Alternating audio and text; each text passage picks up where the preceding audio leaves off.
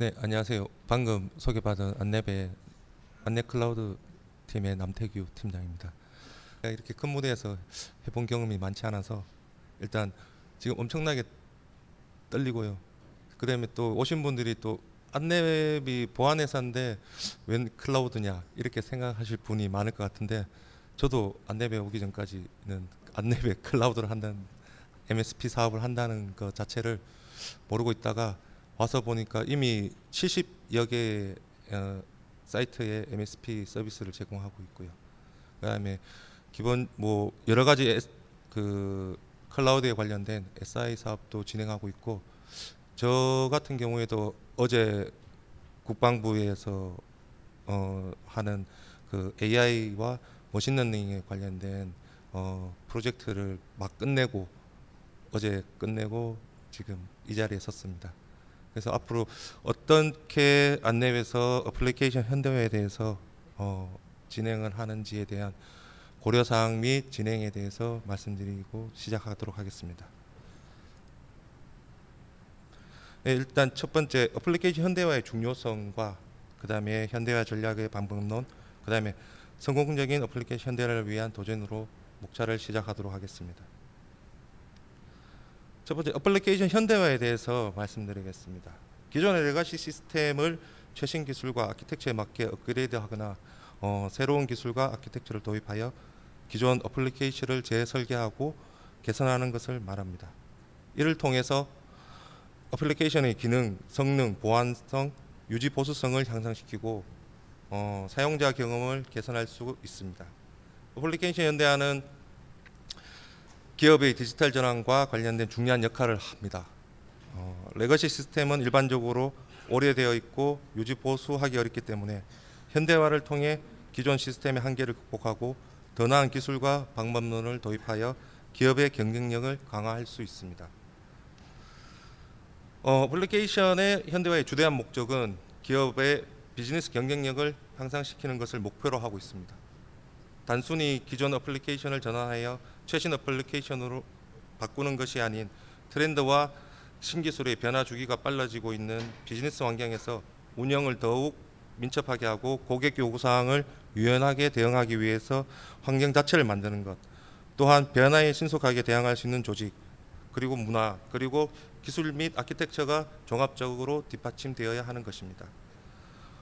첫 번째로 애플리케이션 기능성을 개선하여 사용자들이 보다 높은 수준의 서비스를 제공받을 수 있도록 합니다. 또한 어플리케이션 성능을 개선하여 더 빠른 응답 시간과 더 나은 처리 속도를 제공합니다. 또한 보안성을 강화하여 사용자들의 개인정보와 기업의 비즈니스 데이터를 보호합니다. 그리고 기존 레거시 시스템에 대한 유지 보수 비용을 줄이거나 클라우드 서비스를 도입하여 인프라 비용을 절감할 수 있습니다. 또한 어플리케이션의 유지 보수성을 향상시켜 더 나은 품질의 서비스를 제공할 수도 있습니다. 또한 새로운 기술과 아키텍처를 도입하여 기업의 디지털 혁신을 촉진합니다. 그리고 기업의 어플리케이션 현대화를 통해 기업의 경쟁력을 강화할 수 있습니다. 그리고 클라우드 기반 현대화의 이점에 대해서 설명해 드리자면, 결론적으로 현재의 비즈니스 필요를 가장 잘 지원하는 기술과 방법으로 현대화를 구성하는 디지털 전략을 선택하는 것이 중요합니다. 기업 비즈니스 전략에 맞춰 컴퓨팅과 애플리케이션 사용 등에 있어 효율적으로 작동할 수 있도록 클라우드 기반을 통한 현대화가 진행되고 있습니다. 클라우드 기반으로 서비스를 구상하게 되면 기존의 낡은 레거시 시스템을 보유한 회사들이 겪어야 했던 유지 관리 이슈 해소 및 불특정한 비용 지출로 인한 고민 경감, 그리고 정상적인 서비스 연속성을 확보하기 위한 가용성 구성, 마지막으로 신기술과 지속적인 기술 혁신을 서비스에 적용할 수 있어 IoT나 AI, VR과 같은 신기술에 대한 서비스를 제공받아 쉽게 적용해 고객사의 서비스 개선 가능성을 높일 수 있으며, 최근 발전해 가고 있는 보안 이슈 사항들에 대한 취약점 관리 및 침해 사고 대응, 그리고 컴플라이언스에 대한 준수 사항 등에 대해 지킬 수 있도록 보다 안전한 서비스 환경 구축을 할 수 있는 이점을 지니고 있습니다.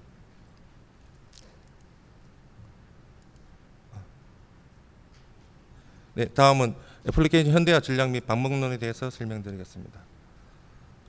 애플리케이션 현대화를 위한 전략 및 목표 설정에 대해 확인해 볼 수 있습니다. 기업이 성공적으로 애플리케이션 현대화를 이루기 위해서 우선적으로 전략 및 목표 설정이 우선적으로 필요하며 비용, 시간, 리스크, 기술 적합성을 고려하여 최적의 전략을 선택하는 것이 매우 중요하게 작용됩니다.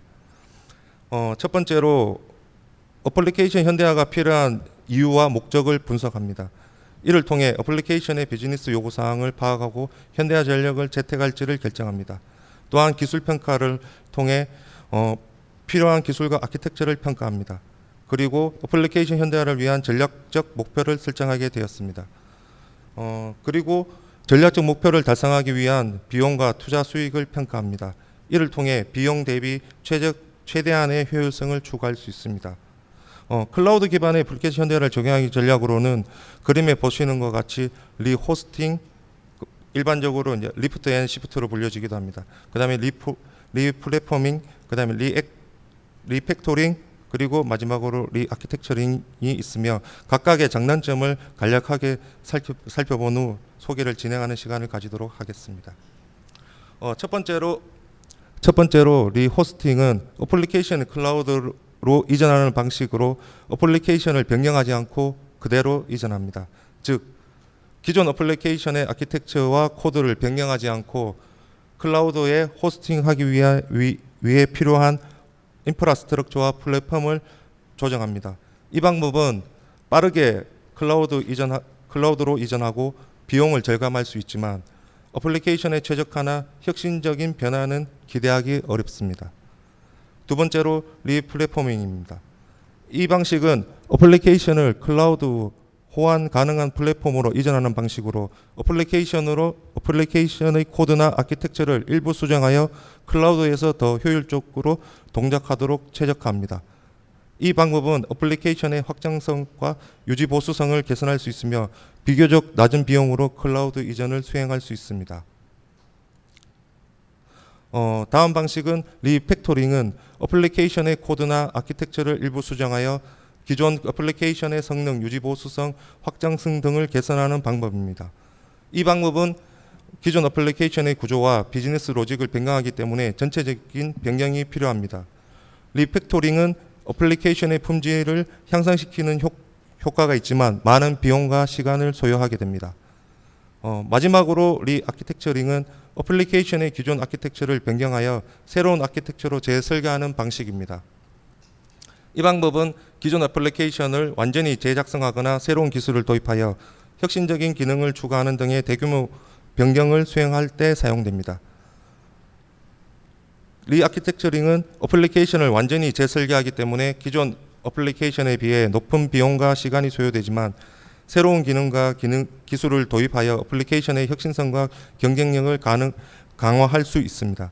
기업의 리소스, 비즈니스 목표에 따라 발생하는 요구사항을 충족하기 위한 전략을 선택하는 것이 중요하며 우선적으로 필요한 목차를 인지하는 것이 중요합니다. 그래서 애플리케이션 현대화를 위해 기술적 아키텍처의 설정은 매우 중요합니다. 이를 위해 다음과 같은 고려사항을 고려해야 합니다. 첫 번째로 클라우드 기반의 서비스로 이전할 것인지 클라우드 기반의 서비스를 활용할 수 있는 여부를 검토해야 합니다. 두 번째로 애플리케이션을 컨테이너화하여 배포와 관리를 용이하게 할 수 있습니다. 컨테이너화된 애플리케이션은 특정 플랫폼에 종속되지 않고 여러 클라우드 서비스에 쉽게 실행할 수 있습니다. 세 번째로 서비스 리스 아키텍처를 활용하여 애플리케이션의 확장성과 성능을 높일 수 있습니다. 이를 통해 인프라 관리 부담을 줄이고 빠른 개발과 배포를 가능하게 할 수 있습니다. 네 번째로는 애플리케이션을 마이크로 서비스 아키텍처로 구성하여 유지 보수성과 확장성을 높일 수 있습니다. 마이크로 서비스 아키텍처는 애플리케이션의 기능을 작은 서비스 단위로 나누고 개발하여 각각의 서비스를 분리하고 배포하여 관리할 수가 있습니다. 다섯 번째로는 데브옵스를 도입하여 애플리케이션 개발과 배포를 자동화할 수 있습니다. 이를 통해 빠른 개발과 안정적인 배포를 가능하게 할 수 있으며 개발자와 운영자의 간의 협업을 강화할 수 있습니다. 여섯 번째로는 애플리케이션의 보안을 강화하기 위해 클라우드 보안 서비스와 애플리케이션 레벨에서의 보안 조치를 검토해야 합니다. 이를 통해 애플리케이션의 보안성을 향상시키고 개인의 정보와 기업의 비밀 등의 중요 정보를 보호할 수 있습니다. 또한 애플리케이션에서 다루는 데이터의 양과 종류에 따라 데이터 관리 방법이 달라질 수 있습니다. 데이터를 보호하고 관리하기 위해 데이터 보안, 백업 및 복구, 데이터 분석의 기술을 적용하게 됩니다. 추가적으로 성능의 최적화를 위한 다양한 기술들을 사용할 수 있습니다. 캐싱, 로드 밸런싱, 스케일아웃 등의 기술을 활용하여 애플리케이션의 성능을 개선할 수 있습니다. 또한 애플리케이션 개발에 사용할 도구와 언어를 선택합니다. 최신 개발 도구와 언어를 사용하여 애플리케이션 개발의 효율성을 높일 수 있습니다. 이러한 기술과 아키텍처 설정을 통해 애플리케이션 현대화를 효과적으로 수행할 수 있지만 이러한 결정을 내리기 전에 비즈니스 요구사항과 기존의 시스템의 특성을 분석하여 적절한 기술과 아키텍처를 선택해야 합니다. 다음은 애플리케이션 현대화 방법론에 대해서 설명드리고자 합니다. 크게 세 가지로 마이크로 서비스, 컨테이너와 데브옵스 자동화 방법론을 말씀드릴 수 있을 것 같습니다. 해당 방법론이 가지고 있는 특성에 대해 살펴본 후 애플리케이션 현대화에 어떻게 적용되어 있는지 파악해 보도록 하겠습니다. 마이크로 서비스는 애플리케이션을 작은 단위로 분할하여 개발, 배포, 관리하는 아키텍처 패턴입니다. 애플리케이션은 기능별로 나누어진 독립적인 작은 서비스로 구성됩니다. 각각의 서비스는 서로 다른 데이터 저장소와 독립적으로 실행할 수 있으며 다른 서비스와 통신을 위한 API를 제공합니다. 마이크로 서비스는 큰 애플리케이션을 작은 단위로 분할하여 개발 및 배포하는 것으로 다음과 같은 이점을 제공할 수 있습니다. 각각의 서비스가 독립적으로 실행되기 때문에 하나의 서비스가 수정되더라도 다른 서비스에 영향을 주지 않습니다. 또한 서비스 단위로 확장되므로 필요에 따라 특정 서비스만 확장할 수 있습니다. 이를 통해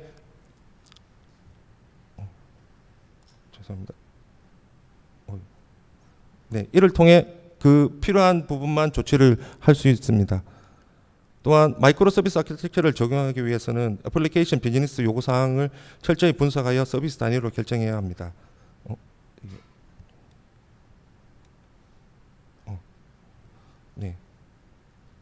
마이크로 단위로 서비스를 분리하여 하나의 서비스 이상이 생기더라도 다른 모듈에는 영향이 없도록 서비스의 결합성을 낮추고 독립적인 배포를 통해 신속한 리커버리가 가능하도록 구성할 수 있습니다. 하지만 이러한 마이크로 서비스 아키텍처는 서비스 단위로 구성되기 때문에 애플리케이션의 전체적인 복잡도가 증가할 수 있습니다.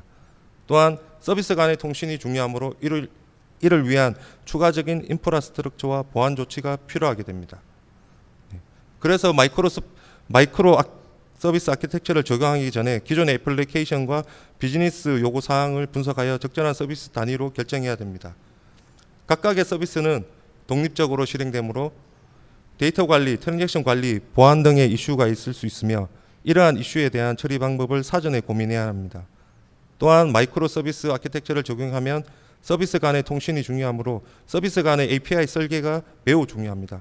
일관성 있는 API 설계와 RESTful API를 사용하여 서비스 간의 통신이 쉽고 간편해집니다. 마이크로 서비스 아키텍처는 현대적인 애플리케이션 아키텍처 중 하나로 클라우드 네이티브 애플리케이션 개발에도 많이 사용됩니다. 하지만 애플리케이션을 작은 단위로 분할하고 관리하는 방법이기 때문에 모든 애플리케이션에 적용할 수는 없습니다.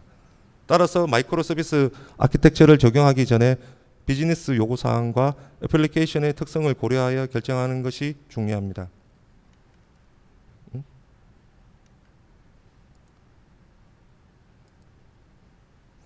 그 다음은 컨테이너에 대해서 설명드리겠습니다.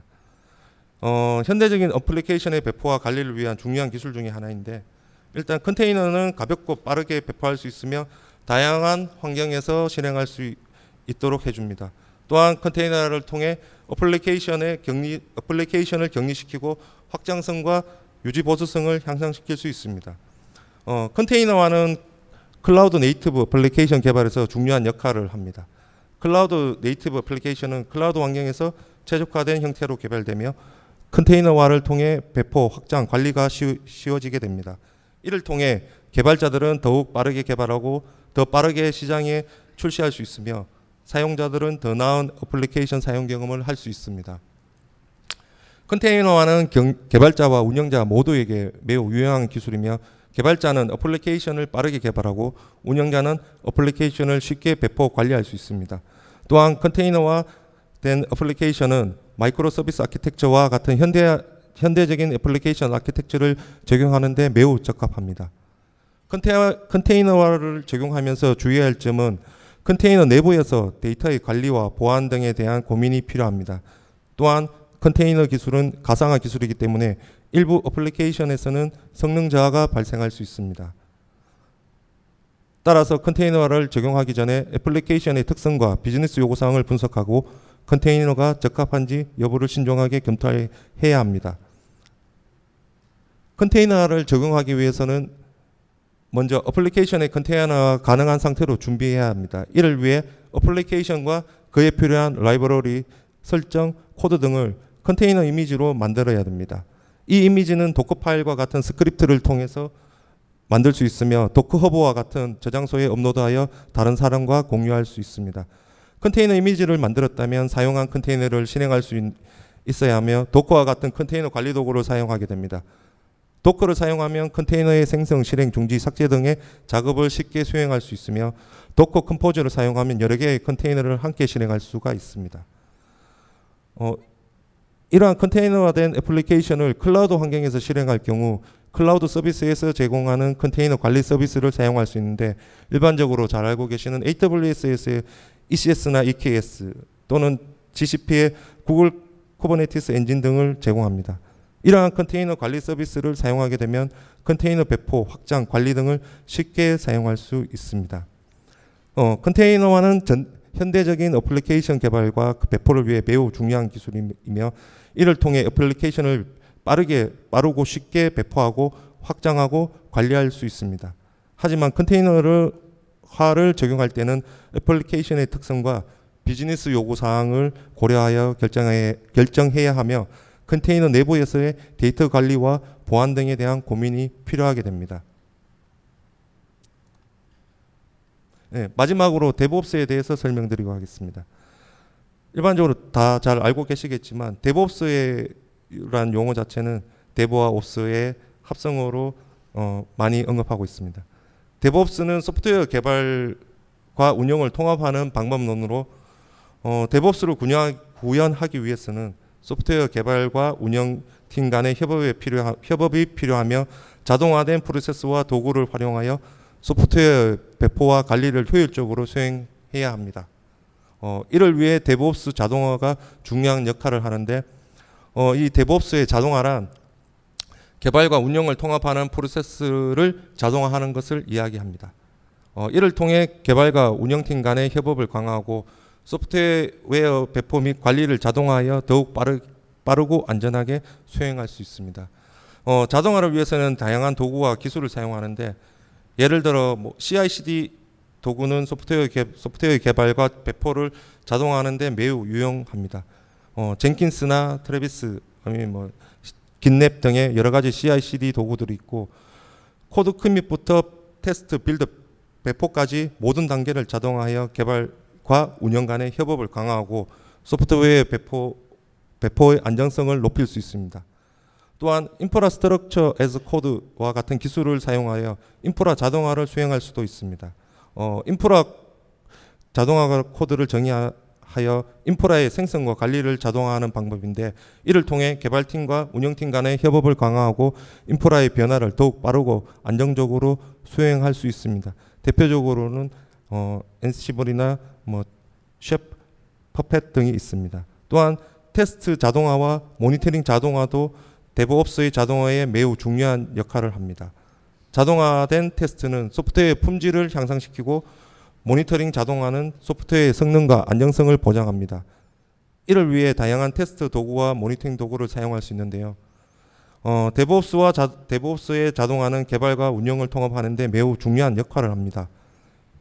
이를 통해 소프트웨어 운영팀 간의 협업이 강화되고 소프트웨어 배포와 관리가 더욱 빠르고 안정되게 수행할 수 있습니다. 데브옵스 자동화를 적용하기 위해서는 먼저 현재 개발 및 운영 프로세스를 파악하고 개선점을 도출해야 합니다. 이를 통해 데브옵스 자동화에 필요한 도구 기술을 선택하고 자동화 프로세스를 구현할 수 있습니다. 이때 데브옵스의 자동화는 지속적인 개선을 통해 최적화되어야 하며 프로세스를 지속적으로 모니터링하고 개선하는 것이 필요하게 됩니다. 현대적인 소프트웨어의 개발과 운영을 위해 데브옵스 자동화는 필수적으로 적용되는 방법론과 기술입니다. 이를 통해 개발과 운영팀 간의 협업이 강화되고 소프트웨어 배포와 관리가 더욱 빠르고 안정적으로 수행되게 됩니다. 기업에서 데브옵스의 자동화를 적용하여 개발 및 운영 프로세스를 최적화하고 비즈니스 가치를 높일 수 있습니다. 다음은 어플리케이션 현대화의 성공 사례에 대해서 말씀드리겠습니다. 일반적으로 여기 보시는 것 같이 넷플릭스나 코카콜라, ING뱅크, 그다음에 GE 등 여러 유수 기업들이 현대화 애플리케이션에 성공한 사례가 있는데 그 중에 넷플릭스 사례를 들어보겠습니다. 미국의 인터넷 기반 온디맨드 미디어 스트리밍 서비스를 하는 업체로서 세계 190개국에서 서비스를 제공하고 있습니다. 이쪽의 성공 사례는 첫 번째로 클라우드 네이티브 애플리케이션 개발입니다. 넷플릭스는 클라우드 환경에서 최적화된 애플리케이션을 개발하고 높은 가용성과 확장성을 제공하고 있고 또한 자체 개발한 클라우드 기술은 넷플릭스 OSS를 사용하여 애플리케이션을 클라우드 환경에 맞게 구성하고 있습니다. 또한 넷플릭스는 마이크로 서비스 아키텍처를 적용하여 애플리케이션을 작은 서비스 단위로 분할하여 하고 각각의 서비스를 독립적으로 운영할 수 있도록 구성하였습니다. 또한 데브옵스 자동화를 적극적으로 활용하여 개발과 운영팀 간의 협업을 강화하고 빠르고 안정적인 소프트웨어 배포 및 관리를 수행하고 있습니다. 그리고 데이터 기반의 의사결정을 중요하게 다루고 있으며 매우 다양한 데이터를 수집하고 이를 분석하고 고객의 선호도와 행동 패턴을 파악하고 이를 기반으로 개인화된 추천 서비스를 제공하고 있습니다. 넷플릭스는 고객의 경험을 매우 중요하게 다루고 있으며 고객의 다양한 요구에 대응하여 다양한 콘텐츠와 개인화된 추천 서비스를 제공하고 있으며 이를 통해 고객의 만족도를 높이고 있습니다. 넷플릭스의 성공 사례들은 현대적인 IT 기술과 방법론을 적극적으로 활용하고 있으며 고객 경험을 최우선으로 다루는 기업 문화의 핵심 가치에 기인합니다. 넷플릭스는 고객들이 쉽고 편리하게 콘텐츠를 이용할 수 있도록 끊임없이 노력하고 또한 다양한 IT 기술과 방법론을 활용하여 높은 가용성과 확장성을 제공하고 있으며 고객의 다양한 요구에 대응하며 이를 통해 고객 경험을 최우선으로 다루고 있다고 말씀드리겠습니다. 네. 다음은 성공적인 애플리케이션 현대화 도전을 위한 환경 분석에 대해서 설명드리겠습니다. 일단 애플리케이션 현대화가 이루어지기 이전에 기존 환경 분석을 선취적으로 이뤄낸 뒤 충분한 계획 및 판단을 통해 추후 진행될 과정을 도모하는 편으로 진행됩니다. 목차는 크게 4가지 순으로 적용될 수 있습니다. 비즈니스 환경에서 서비스 운영을 민첩하게 하게 위한 기능 정의 과정부터 변화에 신속하게 대응할 수 있는 인력 구성, 그리고 고객의 요구사항에 맞춘 서비스 개선을 위한 클라우드 기반 애플리케이션의 고려, 그리고 마지막으로 서비스를 유연하게 대응하기 위한 빠른 배포 및 개발 환경 구성입니다. 일단 순차적으로 살펴보도록 하겠습니다. 일단 첫 번째로 서비스 기능의 정의를 위한 이벤트 분리 과정을 진행해 보도록 하겠습니다. 마이크로 서비스는 성공적인 애플리케이션 현대화 과정을 위해서 채택되어야 하며 개발 생산 및 배포 유연성을 높여 비즈니스 변화에 대처하기 위해서는 시스템 기능을 분할하기 위한 과정이 필요합니다. 이를 위해 이벤트 드리븐 방식의 도메인 분리를 권장하고 있습니다. 이벤트 드리븐이란 특정 행동이 또한 정해진 순서에 따라 발생하는 것이 아닌 어떤 일에 대해 반응으로 일어나는 구조로서 이를 적용하여 마이크로 서비스로 구성할 경우 도메인에서 발생하는 이벤트를 비동기 호출로 통신하는 방법을 말합니다. 해당 방식으로 도메인 분석 시 서비스의 기능에 대한 경계가 확실하게 분류되어야 하기 때문에 작업이 쉽지 않다고 말씀드릴 수 있지만 도메인 분리 시 마이크로 서비스 간 커플링이 없기 때문에 신규 서비스의 추가와 삭제에도 자유로워지며 문제가 발생하는 서비스에 대해 장애가 전파되지 않는 장점으로 인해 안정적인 서비스 구축을 위해 권장드리고 있습니다. 네, 두 번째는 변화에 신속하게 대응하기 위해서 조직의 변화가 이루어져야 합니다. 애자일한 조직을 구성하기 위해서는 다음과 같은 여러 가지 조치가 필요합니다. 일단 조직 문화의 변화가 필요합니다. 애자일한 조직 구성을 위해서 조직 문화의 변화가 필요하며 이를 위한 조직의 역량 강화 및 문화 변화를 위한 교육이 필요합니다. 또한 리더십의 역할이 매우 중요하게 되며 팀원 간의 협업도 중요하게 됩니다. 애자일한 조직에서는 팀원 간의 의견 교류와 지식 공유가 활발하게 이루어져야 합니다.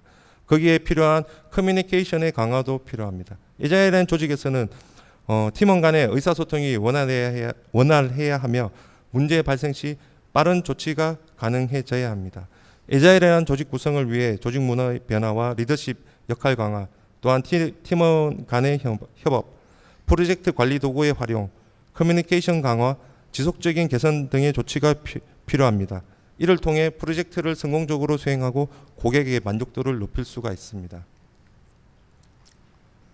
앞선 어플리케이션 개선 및 신기술 적용을 위해서는 그러한 환경 선택이 중요합니다.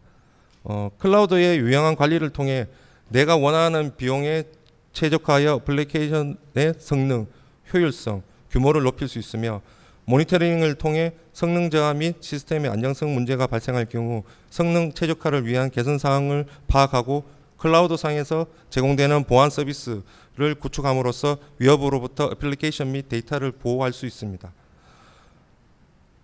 그런 부분에 대해서 또한 프로덕션 환경에서의 시스템을 운영 성능 면에서 탁월한 관리형 CI/CD 파이프라인 및 컨테이너 오케스트레이션을 제공하여 안정적인 서비스를 유지할 수 있고, 마지막으로 사스 서비스 및 클라우드상에서 제공되는 신기술과 연동을 해서 기존의 서비스 가치를 더욱 올릴 수 있는 기회로 적용됩니다.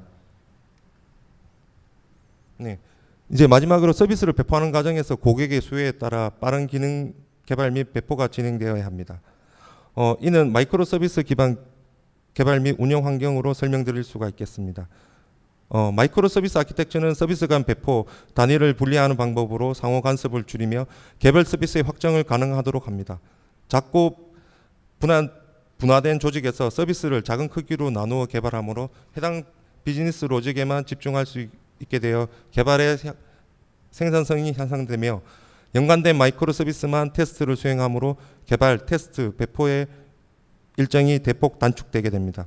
이는 기업의 IT 부서뿐만의 노력으로는 결코 장착될 수 없으며 마이크로 서비스 아키텍처를 활용할 수 있는 서비스 단위의 조직 구성이 이루어지고 이러한 조직의 데브옵스 환경에서 자율적으로 운영될 때 자리매김할 수 있겠습니다.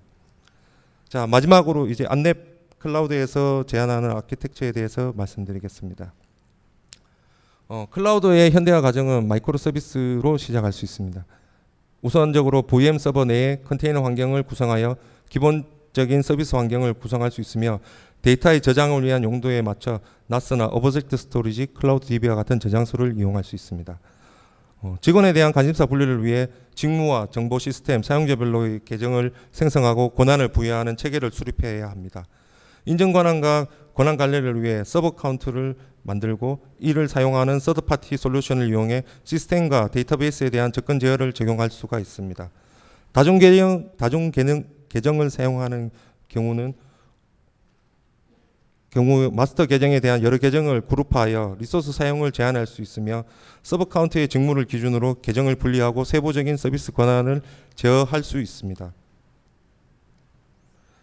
다음은 VM 컨테이너로 구성되는 환경은 애플리케이션 배포 및 업데이트 컨테이너 서비스에 대한 확장, 자가 점검 및 셀프 리커버리 등 수가 늘어남에 따라 관리해야 하는 부담감이 높게 작용되게 됩니다. 이는 CSP 내에 제공하고 있는 컨테이너 기반 운영 플랫폼을 이용하여 원하는 서비스 이미지를 오케스트레이션 함으로써 해결할 수 있습니다.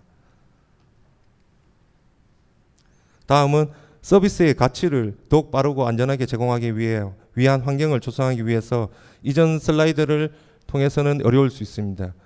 이는 서비스에 대한 개발, 테스트, 빌드, 배포와 같은 자동화 라이프 사이클이 제공되지 않아서인데, 그림에 보이는 것 같이 개발 도구를 통한 자동화 라이프 사이클을 제공하여 반복적인 작업을 배제하며 코드 개발 및 변경에 대해서 원활하게 진행할 수 있도록 지원하고 있습니다.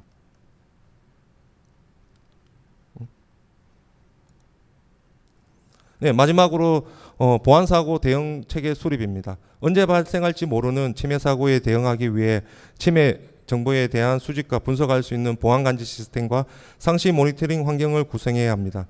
또한 이렇게 탐지된 이벤트에 대해서 즉시 대응할 수 있도록 해야 하며 그에 따른 기술과 프로세스 그리고 조직을 운영해야 합니다. 하지만 상시 위협에 대한 모니터링과 대응 프로세스 등을 각 기관이나 기업이 구성하기에는 비용과 관리 면에서 상당히 어려운 부분이 있을 수 있습니다.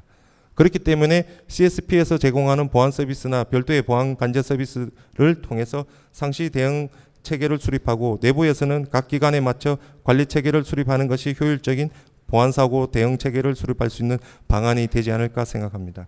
또한 안랩 클라우드에서 제공하는 클라우드 특화된 보안 솔루션을 통해 워크로드 보호 및 클라우드 가시성을 확보할 수 있도록 지원하고 있습니다.